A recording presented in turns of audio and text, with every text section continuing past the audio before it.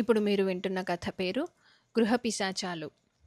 ఒకప్పుడు మహాకోసల దేశంలో దాదాపు ప్రతి ఇంటిని ఒక్కొక్క పిశాచం ఆశ్రయించి ఉండేది. ప్రజలు మూఢులు కావటం చేత వాటిని గృహదేవతలని భావించి, గౌరవించి పర్వదినాలలో పూజలు జరిపేవారు. అపర్ణుడనే క్షత్రియుడి ఇంట ఒక పిశాచం ఉండేది. దానికి గుర్రాల పని చూడటం అంటే సరదా. అదే గుర్రాలన్నిటికీ నీరు పెట్టేది, దాణా ఇచ్చేది. అయితే ఈ పిశాచానికి అన్ని గుర్రాల కన్నా ఒక నల్ల గుర్రం అంటే ఇష్టం. అందుచేత ఆ గుర్రానికి అది హెచ్చుగడ్డి, ఎక్కువ దాణా పెట్టి దాన్ని మరింత బాగా మాలిష్ చేసేది. అపర్ణుడు ఒకనాడు తన కాసా గుర్రాన్ని పిలిచి, ఒరేయ్, నువ్వు మన నల్ల గుర్రం విషయంలో చాలా పక్షపాతంగా ఉండి మిగిలిన వాటి పట్ల అశ్రద్ధగా ఉంటున్నావు అని మందలించాడు. నేను కాదు బాబూ, గృహదేవతే అలా చేస్తున్నది అన్నాడు కాసా కుర్రాడు. అపర్ణుడు తృప్తిపడలేదు. ఒకనాడు అతను గుర్రాల తనిఖీకి వచ్చి నల్లగుర్రం ముందు చాలా హెచ్చుగా పచ్చగడ్డి ఉండటం గమనించి అందులో కొంత తీసి మిగిలిన గుర్రాల ముందు వెయ్యబోయాడు. అంతలోనే ఆయన మెడ మీద పిశాచి బలంగా తన్నింది. ఆయన ఆ దెబ్బకు బోర్లా పడిపోయాడు. అది మొదలు గుర్రాల పోషణ అంతా పిశాచే చూస్తూ వచ్చింది. అపర్ణుడు కూడా దానికి రోజు బలులు పెట్టిస్తూ వచ్చాడు. ఇంతలో విజయదశమి వచ్చింది. అపర్ణుడు ఆనాడు పెద్ద ఉత్సవం చేసి తన కింది నౌకర్లకందరికీ విందు భోజనాలు పెట్టి కొత్త బట్టలిస్తూ పిశాచికి భోజనంతో పాటు పట్టుబట్టలు కూడా ఇచ్చాడు. కొద్ది రోజులు గడిచింది. దీపావళి కొద్ది రోజులున్నదనగా ఒకనాడు జోరున వర్షం ప్రారంభమయ్యింది. తన పరివారంతో సహా వేటకు వెళ్లిన అపర్ణుడు వానలో చిక్కుకున్నాడు. వాళ్ళందరూ తిరిగి వచ్చేసరికి తడిసి ముద్ద అయ్యారు. అపర్ణుడు గుర్రాలను తన ఇంటి ముందే వదిలేయమని తాను బట్టలు మార్చుకున్నాడు. ఈ లోపల పిశాచి గుర్రాలను సాలలో కట్టేసి తుడిచి మేత వేస్తుందని అతను అనుకున్నాడు. కానీ గుర్రాలు ఇంకా ఇంటి ముందే వానలో తడుస్తూ చలికి సకిలించడం అతని చెవుల పడింది.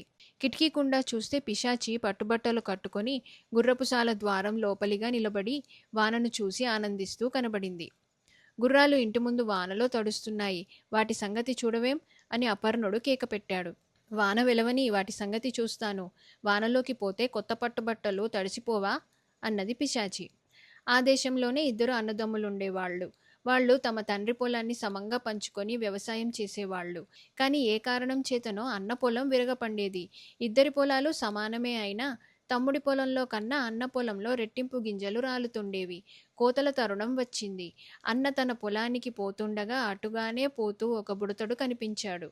వాడు తన నెత్తిన ఒకే ఒక ధాన్యపు కంకి పెట్టుకొని నడుస్తూ పెద్ద బరువు మోస్తున్న వాడిలాగా రొప్పుతున్నాడు.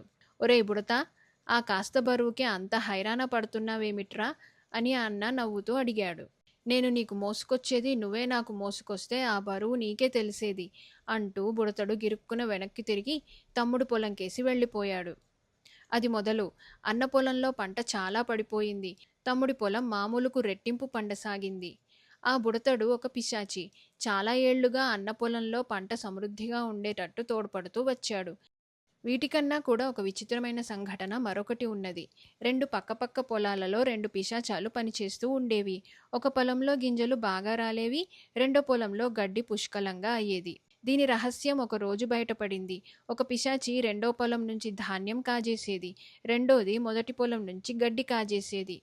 ఇలా దొంగతనం చేస్తూ ఒకసారి రెండు పిశాచాలు ఒకదానికొకటి దొరికిపోయాయి. మా పొలంలో ధాన్యం కాజేస్తావురా అన్నది ఒక పిశాచి.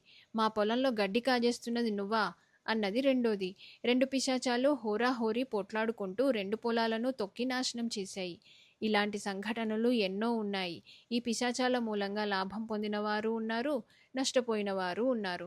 కానీ గౌతమ బుద్ధుడు మహాకోసలలో అడుగుపెట్టిన నాడే ఆ దేశం నుంచి ఈ పిశాచాలన్నీ పారిపోయాయి. అటు తర్వాత కూడా ప్రజలు కొంతకాలం పాటు తమ గృహదేవతలను పూజించారు గాని వారికి అందువల్ల కొంచెం కూడా లాభం కలగలేదు.